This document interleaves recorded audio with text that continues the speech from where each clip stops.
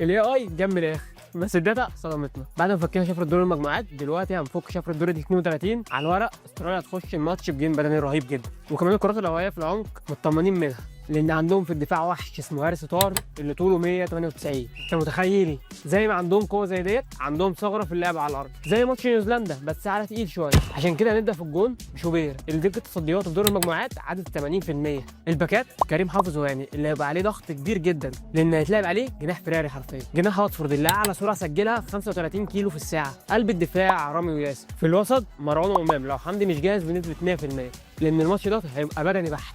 الهجوم بقى صلاح وتريزيجيه اطراف، مرموش وزيكو في العمق، بس مرموش في الماتش دوت هيبقى شادو سترايكر او بالبلدي مهاجم وهمي، مش صانع العاب، عشان خاطر يقدر يشغل قلبين الدفاع ويسحبهم لزيكو اللي بيعرف كويس بيعمل ايه في المساحات. بس يا ريت حد يقول لزيكو ان الحارس دوت نقطه ضعف الكرات الارضيه مش تسديدات العاليه. وبس كده، دي كانت توقعاتنا لتشكيله منتخب مصر من وجهه نظر الداتا والاي اي. دلوقتي دورك تتوقع نتيجه الماتش تكسب كورس فري، ويلا سلام.